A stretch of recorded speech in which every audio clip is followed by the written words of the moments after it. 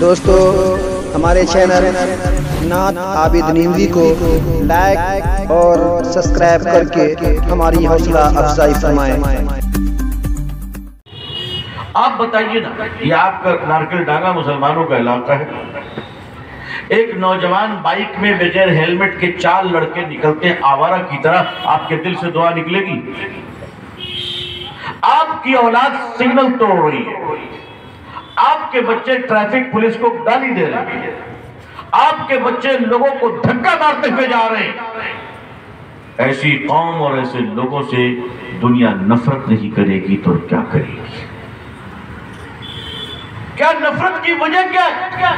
میری قوم کے لوگوں، آپ پوری قوم کو سدھارنے کی بات کرتے، میں کہتا ہوں ہر ماں باپ اپنی اولاد کو سدھار لے تو اس قوم پر احسان ہوگا، اس ملک پر احسان ہوگا، ہندوستان پر احسان ہوگا۔ کیا وجہ ہے کہ آج دوسرے غیر مسلم ہندو بھائیوں کے علاقوں میں، بنگالی بھائیوں کے علاقوں میں جاتا ہوں تو وہ علاقہ صاف ستھرا ہے؟ کیوں؟ ان کے منہ میں تھوک نہیں ہوتے ہیں کیا وہ لوگ گٹکا نہیں کھاتے؟ کھاتے ہیں، مگر فرق اتنا ہے کہ ان کو تھوکنا آتا ہے، ہماری قوم کو تھوکنا نہیں آتا ہے۔ ہماری قوم کو موقع مل جائے تو مسجد کی جائے نماز میں نماز، ہماری قوم تو دانت سے گوشت کا ایک شیشہ نکال کر مسجد میں پھینکتی ہے۔ یہ ہماری قوم کے آداب ہیں، اور چلیں بڑے دینداری کا جھومر لگا کر کہ بہت بڑے دیندار ہیں۔ ہماری قوم، وہ لوگ اپنے علاقوں کو صاف رکھتے ہیں، مسلمان اپنے علاقوں کو گندا رکھتا ہے۔ اگر اس کو کچرا پھینکنے کا ڈبہ دیا جائے تو اس ڈبے کو بھی بیچ کر یہ گٹکا خرید لے گا۔ ایسی قوم سے لوگ نفرت نہیں کریں گے؟ نفرتوں کا موقع آپ نے دیا ہے۔ آپ کیا سمجھتے ہیں آپ کا کونسلر بہت اچھا ہوگا تو آپ بہت اچھے ہو جائیں گے؟ نہیں، ہمیں اور آپ کو سدھارنا یہ councillor M L A M P کی ذمہ داری نہیں ہے، اپنی اولاد کو ٹھیک کرنا ہر ماں باپ کی ذمہ داری ہے، ہر محلے والوں کی ذمہ داری ہے کہ وہ اپنے علاقے کو درست رکھے۔ عزیزان ملت، مسلمانوں کا علاقہ اتنا گندا اور خراب کیوں ہے؟ مسلمان زبان کھولتی گالی کیوں دیتا ہے؟ یہ تو کلمہ پڑھنے والی قوم تھی، یہ تو درود پڑھنے والی قوم تھی، یہ تو سبحان اللہ ماشاءاللہ کا ذکر کرنے والی قوم ہے، یہ تو روزہ رکھنے والی قوم ہے، یہ ہر بات پر گالی کیوں دیتی ہے؟ کبھی ان سے پوچھا؟ کون پوچھے؟ اس لیے کہ جو ماں باپ ہیں وہ بھی تو پرانے بلیک لسٹڈ ہیں، پوچھے تو کون پوچھے؟ عزیزان ملت، بہت سخت ڈیسیژن لینے کی ضرورت ہے۔ اگر وقت رہتے ہم لوگوں نے اپنے لیے بہتر نہیں سوچا تو یاد رکھیے گا، اللہ کرے کہ میری بات غلط ہو، مگر مسجد، مدرسہ، تہجد کے ساتھ یہ قوم ہندوستان میں نست و نابود کر دی جائے گی، نعوذ باللہ من ذالک۔ اللہ کرے کہ یہ بات غلط ہو، مگر حالات دیکھ رہا ہوں میں بہت تیزی کے ساتھ آ رہے ہیں۔ اللہ تعالیٰ ہمارے اور آپ کے ایمان، جان، مال، عزت، آبرو کی حفاظت فرمائے۔ مگر اس ملک میں مسلمانوں ضرورت بنو، بوجھ مت بنو، بوجھ مت بنو۔ اگر بوجھ بنو گے تو پھینک دیے جاؤ گے۔ انڈیویجل ہر آدمی کو اپنے معاملات درست کرنے ہوں گے، ورنہ اس طرح کے جلسے پچھلے 75 سال سے ہوتے آ رہے ہیں، قیامت تک بھی ہوتا رہے گا، تو رسم سے زیادہ ان جلسوں کی حیثیت کیا باقی رہ جائے گی؟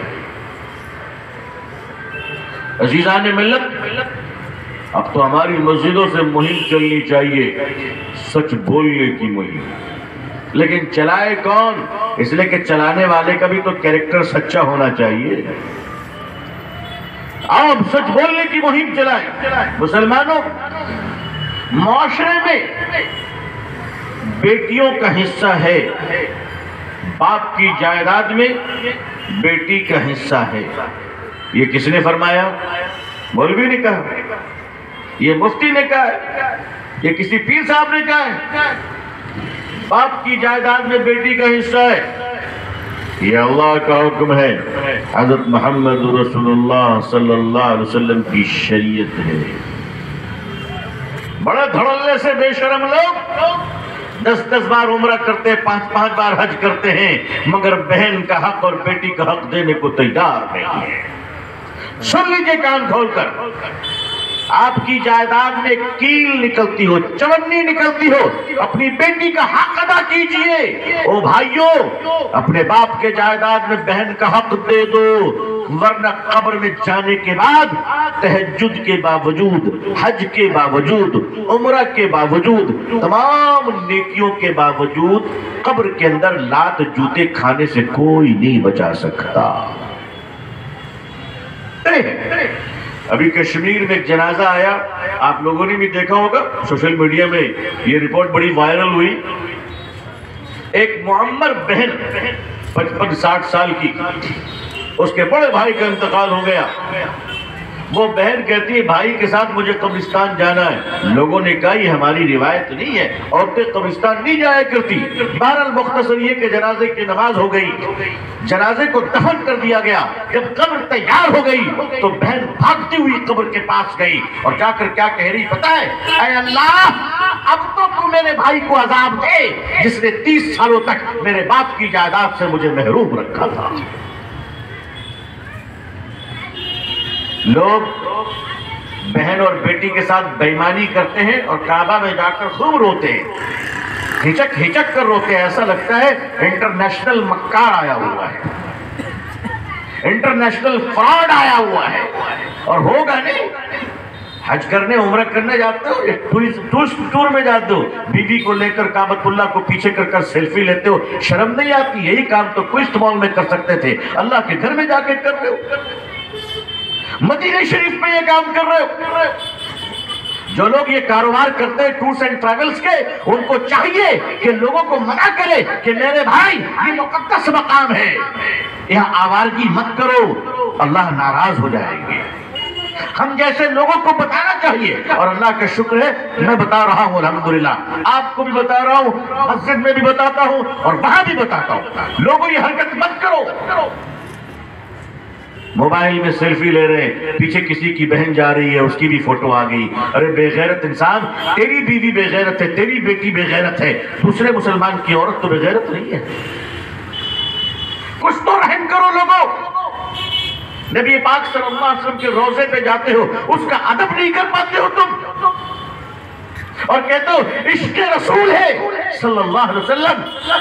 मदीने में पहुंचकर जो अदब न कर सके, मदीने में पहुंचकर जो दरूद पाक न पढ़ सके, ज्यादा से ज्यादा मदीने में पहुंचकर जो तहज्जुद की नमाज और 5 वक्त नमाज तकबीर ऊला के साथ न पढ़ सके, मदीने में पहुंचकर जो बावजू न रह सके, मदीने में पहुंचकर जो शिकवे शिकायत गीबत झूठ से बाज न आ सके, वो मदीना जाकर अदब कहां कर सका? अपनी बहनों का हक दीजिए, वरना अल्लाह के पकड़ हो जाएगी। जो बाप अपनी बेटी का हक नहीं देता, जो भाई अपनी बहन का हक नहीं देता, वो हाजी होने के बावजूद, नमाजी होने के बावजूद डकैत बनकर मरता है, चोर बनकर मरता है। अज़ीज़ान मिल्लत, अल्लाह का खौफ हमारे दिलों में कब आएगा? हम अल्लाह से डरने वाले कब हो जाएंगे? हमारी जिंदगियां गुजर गई दूसरों को समझाते समझाते, जबकि सच ये है कि हमने अपने आप पर तवज्जो नहीं दिया। अब तबीयत नहीं चाहती तकरीर करने को, अब तबीयत नहीं चाहती जलसों में जाने को, क्योंकि मैं जानता हूं कि जलसे रस्म और रिवाज से ज्यादा कुछ नहीं रह गए। हमारा अपना क्या होगा तो फिक्र होनी चाहिए। दुआ कीजिए कि अल्लाह हमारी मग़फ़िरत फरमाए। अभी दंग आ चुका हूं, आजिज़ आ चुका हूं, झूठों से, मक्कारों से, फरेबियों से, खाब बेचने वालों से, तक़वा बेचने वालों से, आंसू बेचने वालों से, दीन बेचने वालों से और दीन के ताजिरों से। अज़ीज़ान मिल्लत, आपसे दरखास्त करता हूं, अपनी नस्लों को तैयार कीजिए, कम से कम सच बोलने वाला बनाइए, कि हमारी नस्लें सच बोलने वाली बन जाए इंशाअल्लाह। हर माँ बाप ये कोशिश करे कि वो अपने बच्चों को सच की तरबियत दे देंगे इंशाअल्लाह। इंडिविजुअल हम कोशिश करें, हमारे जो कारोबार है उस कारोबार में सच को दाखिल कीजिए, अल्लाह आपके और हमारे घरों की हिफाजत फरमाएगा। अस्सिद्क़ु युंजी वल किज़्बु युहलिक, और कमा क़ाल अलैहिस्सलातु वस्सलाम, सच निजात दिलाती है और झूठ हलाक करती है। مسلمانوں آپس میں ایک دوسرے کو لڑاؤ مت. بڑا پروفیشن ہو چکا ہے، بہت گندا پیشہ مسلمانوں کا ہو چکا ہے. مسجد سے نکلتے ہی ایک دوسرے کو لڑا دیتے ہیں. لگتا نہیں کہ نمازی نکل رہا ہے یا شیطان نکل رہا ہے، اللہ جانے کون نکل رہا ہے. مسجد سے نکلے نہیں کہ لڑانا شروع کر دیا. مسلمانوں ایک دوسرے کو لڑاؤ نہیں، اس لیے کہ اگر تم دو مسلمان کو لڑاؤ گے تو تمہارا ٹھکانہ سوائے جہنم کے اور کہیں نہیں ہے، کہیں نہیں ہے. ہو سکے تو دو مسلمانوں کو ملا دو، ہو سکے تو دو مسلمانوں کے درمیان محبت کرا دو. یہ ہاتھ سے کی جاتی ہے اور یہ ہاتھ سرکاری پیالہ ہے. یہ ہاتھ اللہ سے مانگنے کے برتن کا نام ہے. جب آدمی سرکاری پیالہ اور اس مبارک ہاتھ اور اس مبارک برتن کو گندا اور ذلیل کرتا ہے چوری کر کر، تو اللہ فرماتے ہیں اس شخص کے پاس یہ نعمت یہ رکھنے کے قابل نہیں ہے. اس لیے چور کے لیے چوری کی سزا کے طور پر ہاتھ کاٹنے کا حکم دیا گیا کہ یہ سرکاری پیالہ ہے. تم اپنے ہاتھ کا استعمال غلط کیسے کر سکتے ہو؟ تم اپنے ہاتھ کا استعمال چوری کے لیے کیسے کر سکتے ہو؟ یہ ہاتھ تو بندہ اللہ سے مانگنے کے لیے استعمال کرتا ہے. چوری ایک تو وہ چوری ہے جو پاکٹ ماری کی جاتی ہے، نقب زنی کی جاتی ہے، کسی کے گھروں پہ ہاتھ مارا جاتا ہے، کسی کے جیب پہ ہاتھ مارا جاتا ہے. لیکن چوری کی جتنی بھی شکلیں ہیں، معاملات میں چوری، کاروبار میں چوری، اور بعض لوگوں کے ایسے کاروبار اور پیشے ہیں جس میں عبادت کے پہلو غالب ہیں، اس کاروبار میں نیکی کے گمان زیادہ ہیں. ایسے کاروبار جہاں اللہ کو راضی کرنے کے مواقع زیادہ ہوں، اگر ان پیشے میں بھی جھوٹے لوگ مکار لوگ داخل ہو جائیں اور اپنے جھوٹ اور مکاری کی وجہ سے اس مبارک پیشے کو ناپاک کر دے، اس مبارک پیشے کے تقدس کو پامال کر دے، تو یہ ان چوروں سے کم غلیظ نہیں ہے جو چور بسوں میں چڑھ کر پاکٹ ماری کیا کرتے ہیں. اسی لیے عبادات اور معاملات، عبادات کا تعلق بندگی سے ہے اور معاملات کا تعلق معاشرت سے ہے، یعنی سماج سے ہے، سوسائٹی سے ہے. اور سوسائٹی عبادت سے نہیں بنتی ہے، سوسائٹی معاملات سے بنتی ہے. اس کے اپنے پروفیشن کے اندر آنیسٹی، اس کے پیشے کے اندر ایمانداری اور دیانتداری سے سماج بنتا ہے. عبادت سے مسجدیں آباد ہوتی ہیں، عبادت سے بیت اللہ آباد ہوتا ہے، لیکن معاملات سے پورا سماج زندہ ہوتا ہے. معاملات کی بہتری سے سماج زندہ ہوتا ہے، معاملات کی بہتری سے سوسائٹی زندہ ہوتی ہے. ایک آدمی جس پہ عبادت کا تو غلبہ ہو لیکن وہ معاملات کا صاف نہ ہو، وہ زبان کا سچا نہ ہو، دل کا اچھا نہ ہو، وہ بدگمانی ہو، بدگمان ہو، حاسد ہو، خائن ہو، چغل خور ہو، غیبت کرنے والا ہو، ایسا شخص عبادت کے بلندی پر پہنچ کر بھی بدبودار ہی کہنا ہے. ایسا شخص عبادت کے ارتقاء اور بلندی کو پانے کے باوجود اپنی گندگی اور ضلالت کی وجہ سے مکروہ شخص نظر آئے گا. اللہ تبارک و تعالیٰ نے اپنے بندے کو اپنے سے منسلک کر کر یہ جو سوسائٹی بنی ہے، ایک سماج بنا ہے، ایک معاشرہ وجود میں آتا ہے.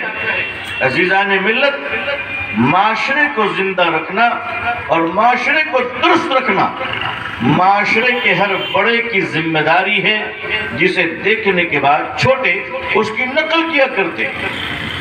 لیکن ظاہر ہے کہ آج اگر ہم پورے معاشرے کا جائزہ لیں اور اپنی ذات کا بھی جائزہ لے لینا آج ساری گفتگو عوام الناس اور عامت المسلمین کے لیے ہوتی ہے۔ اصلاح معاشرہ کی تمام تقریریں اس کے مخاطب عوام ہوتی ہے کہ صاحب جھوٹ نہیں بولنا چاہیے، ہم عوام کو کہتے ہیں، لیکن کبھی اتنی جرت بھی ہو جائے کہ خواص اور علماء کی جماعت کو بھی متوجہ کر کر کہیں کہ اگر ان کے لیے جھوٹ حرام ہے تو تمہارے لیے بھی جھوٹ حرام ہے۔